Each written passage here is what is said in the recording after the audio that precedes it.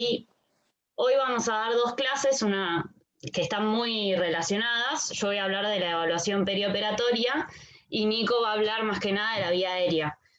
Pero bueno, como nuestro conocimiento es bastante básico, casi nulo, la realidad es que también tenemos ganas de que ustedes participen y nos cuenten un poco y nos guíen más que nada en, digamos, esta primera entrada para nosotros al servicio y empezar de lo más grande a lo más pequeño.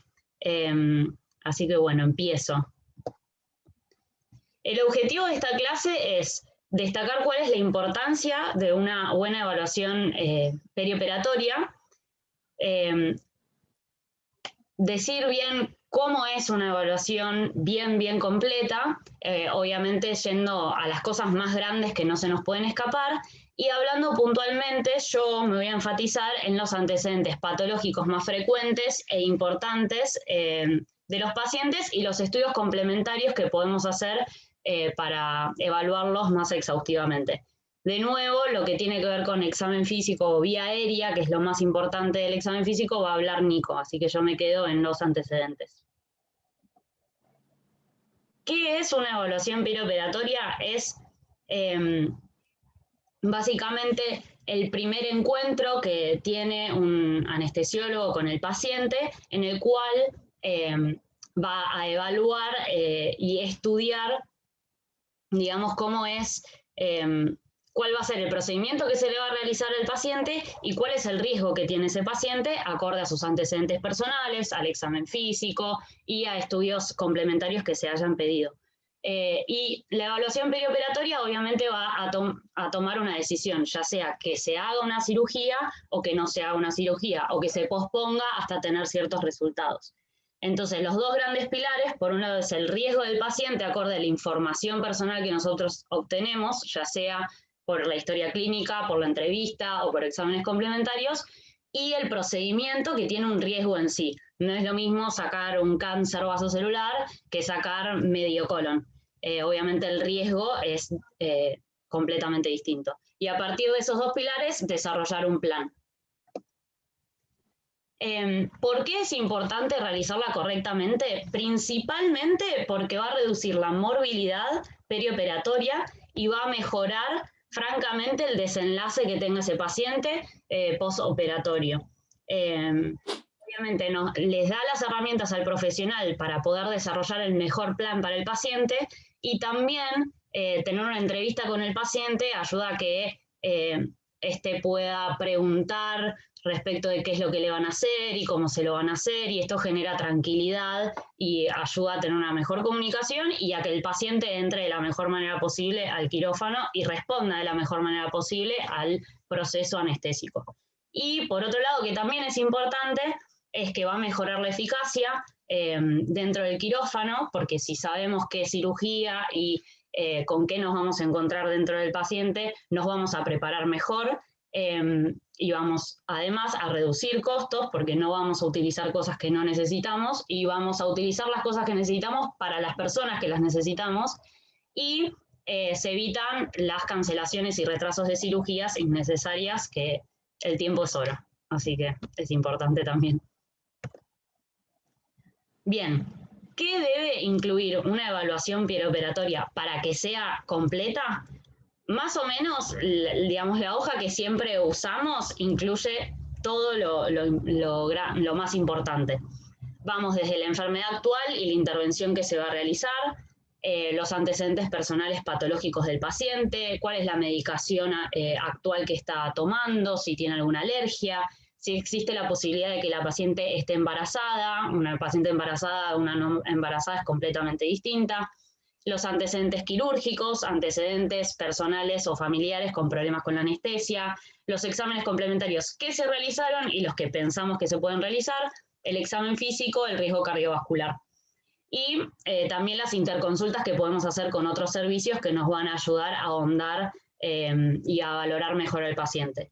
De nuevo, yo me voy a concentrar en esto: antecedentes personales patológicos de los pacientes y nuevos estudios que se pueden realizar o interconsultas que se podrían realizar.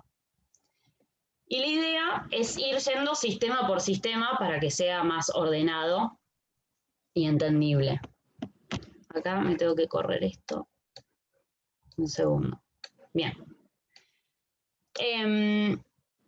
A nivel respiratorio es importante indagar sobre pacientes tabaquistas, ya sea que hayan fumado ahora o que estén fumando ahora o que hayan fumado en el pasado.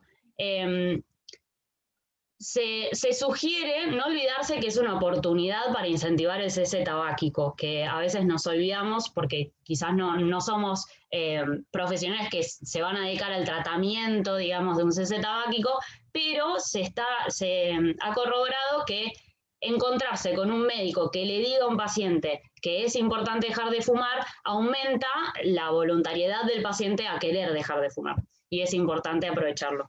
Y por otro lado, estuve indagando respecto de cuándo sí y cuándo no realizar espirometría, más que nada, obviamente, en pacientes que fuman mucho y hace muchos años se sugiere realizarlo, pero no encontré un parámetro más riguroso de cuándo sí y cuándo no. Así que si quieren ahora o más tarde, al final de la clase, podemos comentarlo, a ver ustedes qué opinan respecto de esto, porque me interesó y no lo encontré.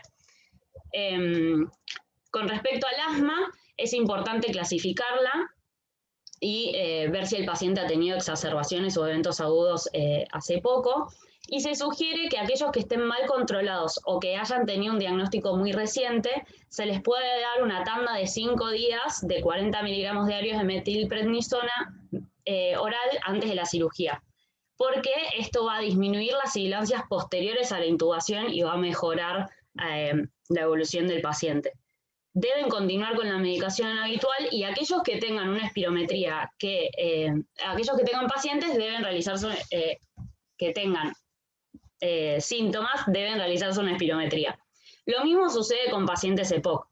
Hay que clasificarlos, hay que evaluar si han tenido exacerbaciones, y se sugiere también realizarle una medición de saturación de oxígeno, como para saber más o menos en qué valor de saturación entran antes de ingresar al quirófano. Realizar radiografía de tórax en caso de que se sospeche de infecciones o de una enfermedad bullosa, evaluar si tiene signos o no de hipertensión pulmonar, y después glóbulos rojos se puede pedir o verlos, porque probablemente ya viene con un laboratorio, por poliglobulia, que es importante para ver el estado de coagulación del paciente, glóbulos blancos por los riesgos de infección, y la hipopotasemia por los betados. De nuevo, también la espirometría en caso de exacerbaciones o síntomas. Esperen un segundo que acepto a gente. Bien.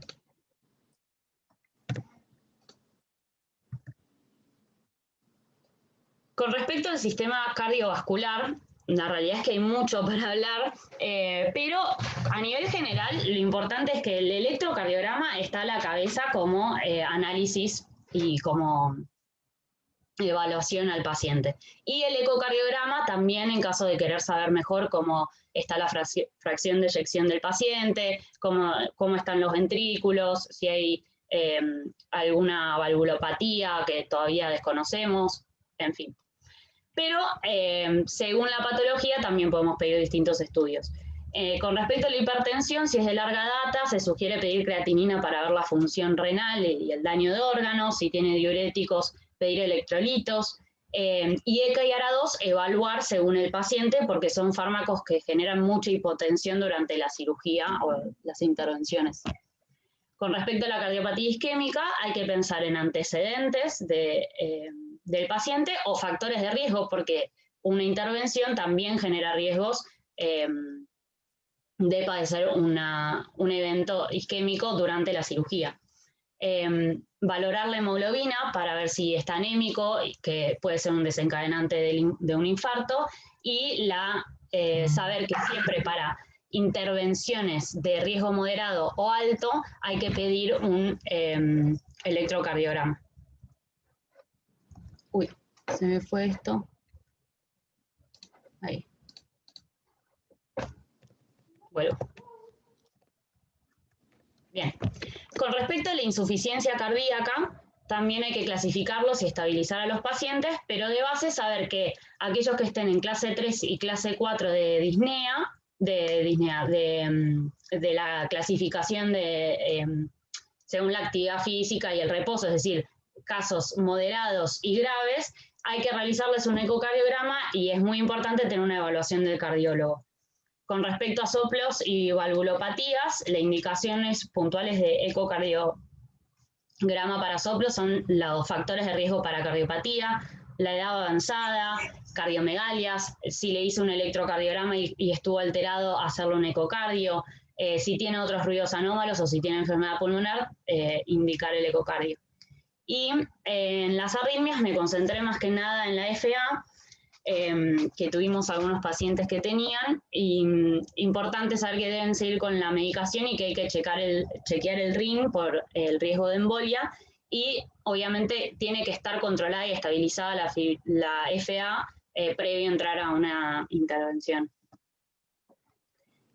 Y este cuadro, si bien es bastante amplio, yo me concentré más que nada en los primeros dos pasos, que son los más básicos de todo. Cuándo sí hay que hacer una intervención y cuándo no. El cuándo sí, a pesar de los antecedentes, es la cirugía de urgencia. Es decir, más allá de esos antecedentes, si tiene una patología que hay que resolver ahora, se resuelve. Y cuándo no, con respecto a las enfermedades cardíacas, es cuando un paciente tiene un síndrome coronario inestable, como un infarto o una angina inestable, cuando tiene insuficiencia cardíaca descompensada, si tiene una arritmia importante, como una FA, pero con frecuencia ventricular rápida, o que tenga un bloqueo de tercer grado, una bradicardia que sea sintomática, y cualquier valvulopatía grave, especialmente estenosis aórtica y estenosis mitral, porque las estenosis son de peor manejo, digamos, que las insuficiencias en general. Después el resto del cuadro es interesante, pero hay que avanzar también. Por otro lado, a nivel renal y la insuficiencia renal crónica, es importante clasificar siempre, ver el grado de severidad del cuadro, y lo más importante para evaluar el riñón, a la cabeza está la creatinina. Por supuesto, como la insuficiencia renal crónica afecta a otros sistemas, hay que evaluar otros sistemas, como los que ya mencioné, por ejemplo, el sistema cardiovascular, también el sistema cerebrovascular, y ver el estado electrolítico y los volúmenes de líquidos que está manejando el paciente. Entonces, a nivel del sistema cardiovascular, le podemos pedir también el electrocardiograma, y es sugerido hacerlo, pedir un laboratorio para ver cómo está el estado electrolítico, o para ver, por ejemplo, si hay derrames que son frecuentes en estas patologías, pedirle un hemograma para ver si está anémico por disminución de eritropoyetina, ver el potasio, dado que la hipopotasemia es el trastorno electrolítico más grave que puede tener un paciente con insuficiencia renal crónica, y las plaquetas. A nivel hepático,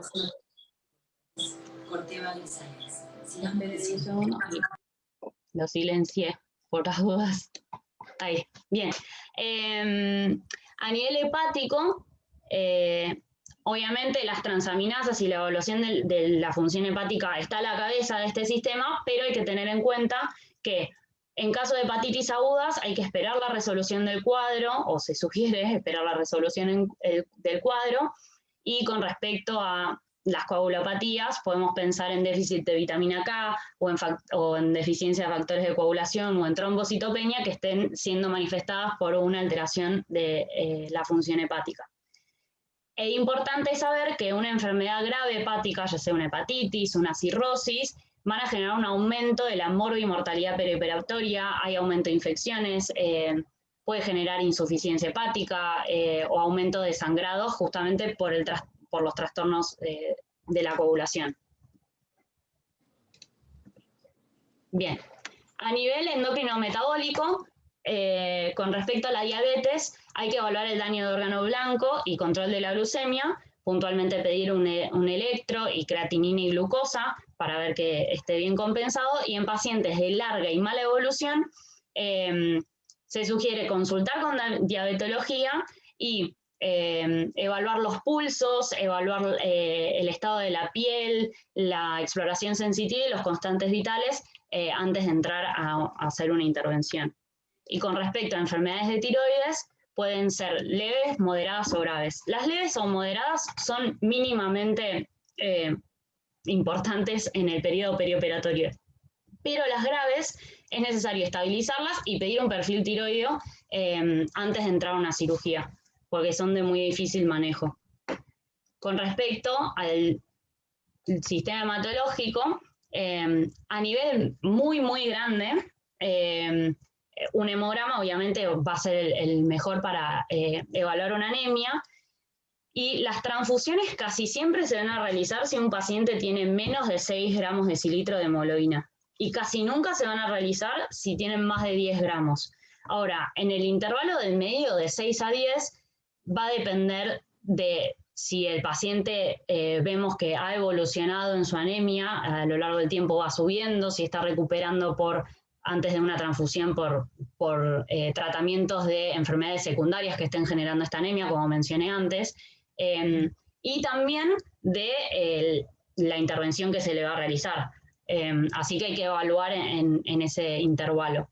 Puede haber alteraciones de la coagulación, que hay que prestar atención a errores de laboratorio, entonces hay que pedirlas de nuevo y obviamente si nuevamente están alteradas, se sugiere la interconsulta con hematología para que ayuden a evaluar al paciente. Y también puede haber alteraciones de las plaquetas, ya sea por más o por menos, es decir, trombocitopenia o trombocitosis.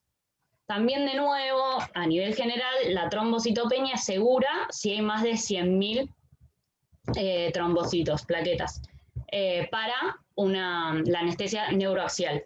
Y una cirugía se podría realizar con más de 50.000, porque en menos de 50.000 empieza a aumentar el riesgo de sangrado.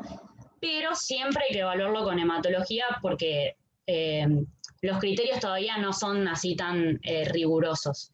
Y de nuevo depende de la intervención que se le vaya a realizar. La trombocitosis, por su parte, es fisiológica en el embarazo, así que no sorprenderse de que aparezca. Y siempre hay que tratar la trombocitosis porque genera mayor riesgo de ACV, de episodios tromboembólicos en general, porque ya el paciente está en un estado protrombótico, lo cual complica todo.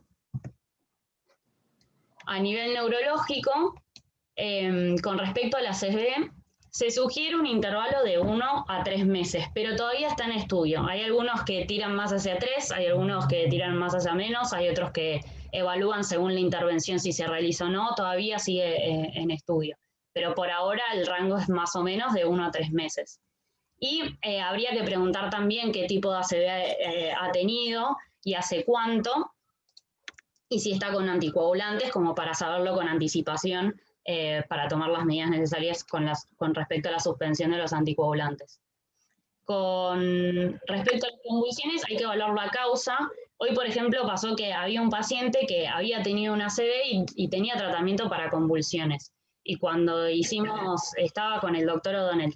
Y el doctor O'Donnell le hizo lo evaluó y le consultó, y el paciente dijo que la convulsión había sido en el contexto de una ACV. Entonces, hay que preguntar por qué es que se ha tenido esa convulsión, porque muchas veces no se pregunta y se empieza a tratar a un paciente como si fuera epiléptico cuando no lo es, por ejemplo. Y si verdaderamente son pacientes que han tenido convulsiones y no toman bien la medicación o están siendo mal controlados, hay que consultar con neurología. Y hay que estar atentos a algunos tratamientos de la epilepsia porque generan depresión de la médula ósea. Entonces también puede haber manifestaciones hematológicas por un trastorno neurológico. En pacientes oncológicos generan un estado de hipercoagulabilidad, con lo cual se vuelven protrombóticos, y esto es importante a tener en cuenta. Las irradiaciones pueden generar anomalías, y puntualmente a nivel de la vía aérea, si fue una irradiación en el cuello o en la cabeza, puede dificultar la vía aérea, la intubación. Si fue a nivel del tórax o de la mama, puede haber derrames, y obviamente los fármacos son tóxicos a distintos niveles, pueden ser a nivel cardíaco, a nivel pulmonar, y hay que tenerlo en cuenta acorde a cuál fue el quimioterápico que recibe el paciente. En general, si hay toxicidad renal hepática o de médula ósea, hay que esperar a poder compensar estas situaciones antes de entrar a quirófano por otra cosa. Bien, a nivel del sistema digestivo, la hernia del hiato y el reflujo gastroesofágico van a incrementar el riesgo de aspiración pulmonar y esto puede alterar el plan anestésico, entonces es importante preguntarlo. Y con respecto a las infecciones, la tuberculosis es muy prevalente en nuestro país y muchas veces puede generar como efecto secundario la formación de cavernas que van a generar alteraciones de la función pulmonar, entonces se puede evaluar un paciente con espirometría, con una placa de tórax y evidenciamos las cavernas. Las hepatitis, bueno, están relacionadas con lo que mencioné previamente de la evaluación de la función hepática y evitar las intervenciones en pacientes con hepatitis agudas. Y el HIV presenta un gran problema porque afecta básicamente a todos los sistemas, puede generar miocarditis, puede generar valvulopatías, hipertensión pulmonar, tiene mayor riesgo de infecciones, pueden generar neumonitis, meningitis, entonces todos los sistemas pueden estar afectados en pacientes con HIV. Y tienen una mortalidad mayor si tienen menos de 200 CD4 y más de 10.000 copias, con lo cual son mayores los riesgos en estos pacientes al ser intervenidos. Bien, en enfermedades musculoesqueléticas y del tejido conectivo, como la artritis reumatoide y el lupus, es importante realizar electrocardiograma y, si es necesario, un ecocardio, porque en ambas puede haber arritmias, soplos o infartos con mayor prevalencia que en otras enfermedades. Con respecto a la artritis reumatoide, hay que prestar atención a pacientes que tengan limitación de la movilidad cervical porque tiene gran afectación a este nivel o que tengan una deformación a este nivel y particularmente en pacientes que les vayan a hacer una intervención en decúbito prono por mucho tiempo, es recomendable hacer una placa de columna cervical para evaluar cómo está y hacer interconsultas con otorrinolaringología para que puedan evaluar la vía aérea si hay ronquera importante o algún síntoma, y evaluar las cuerdas vocales que también pueden ser afectadas. Y con respecto al lupus, de nuevo, como afecta a varios sistemas, puede generar insuficiencia renal crónica o afectación hematológica, hay que evaluar otros sistemas, digamos, por secundarismo, y saber que los anticuerpos antifosfolipídicos van a tender a las embolizaciones y a generar ACV, a tener en cuenta en pacientes con lupus. Después, unos pequeños datitos, tener en cuenta las alergias, diferenciar una alergia verdadera de una alergia no verdadera, digamos, el que dice que es alérgico porque le cayó mal, al que dice que es alérgico porque tuvo edema y tuvo un rash. Y saber que la incidencia de anafilaxia es del 3%, lo cual es más de lo que yo creía. Me sorprendió, porque 3 de cada 100 me parece bastante alto. Y que se deben más que nada para bloqueantes neuromusculares, látex o antibióticos, frecuentemente penicilina, pero puede ser por otros. Con respecto al abuso de sustancias, tienen riesgo de abstinencia, de intoxicación aguda, de infecciones. La verdad que hay que evaluar según la droga de abuso, como digamos que cada droga tiene una afectación en particular, y tener en cuenta que la evaluación y la entrevista de los pacientes que tienen que abusan de sustancias es muy compleja porque muchas veces no te dicen la verdad o no te cuentan del todo, entonces hay que hacerlo con más esfuerzo de lo normal. Y también hay que preguntar siempre respecto de problemas con otras cirugías o de familiares que hayan tenido problemas. Puntualmente, el déficit de pseudocolinesterosa puede ser manifestada como una alergia a la succinilcolina o mi anestesiólogo me dijo que tuvo una reacción con tal cosa. Y la hipertermia maligna, que si sucedieron una vez, tranquilamente pueden suceder de nuevo. Esto no voy a leer todo este cuadro, no se preocupen, pero sí a tenerlo como guía con respecto a la medicación habitual. ¿Qué medicamentos deben continuar el día de la cirugía y qué medicamentos deben suspenderse? Puntualmente, los antihipertensivos, ya mencioné que IECA y ARA2 hay que evaluar según el paciente porque son muy hipotensivos. También hay que evaluar el ácido acetilsalicílico porque tiene indicaciones puntuales, la insulina y demás. Yo aún me estoy familiarizando con este tema de los medicamentos. También los invito a compartir algo al final. Esto a modo de resumen es un cuadro que está en el Miller, que es bastante gráfico, respecto de qué exámenes complementarios se pueden hacer acorde a cada patología. A nivel general vemos que el electrocardiograma es bastante básico, los electrolitos también, obviamente la historia clínica, se piden con bastante regularidad. Y después, bueno, las pruebas funcionales hepáticas para afectaciones en el sistema hepático, la creatinina cuando pensamos en afectación, en daño de riñón, en fin. Pero esto es como un mega resumen de todo lo que charlé recién. Y por último, para terminar, yo había dicho al comienzo que para desarrollar un plan hay que tener en cuenta el riesgo del paciente según toda la información que recabamos, ya sea del examen físico o de los antecedentes personales, que fue lo que yo hablé, y el riesgo de la intervención que se le va a realizar. Estas dos clasificaciones, una es la del ASA, que la usamos habitualmente para el riesgo del paciente, y el sistema de clasificación de Johns Hopkins, que habla del riesgo de la intervención. Las dos, al final de toda la evaluación, nos van a ayudar a desarrollar un plan acorde al riesgo que está teniendo el paciente per se, por los antecedentes que tiene, y el riesgo de la intervención que se le va a realizar.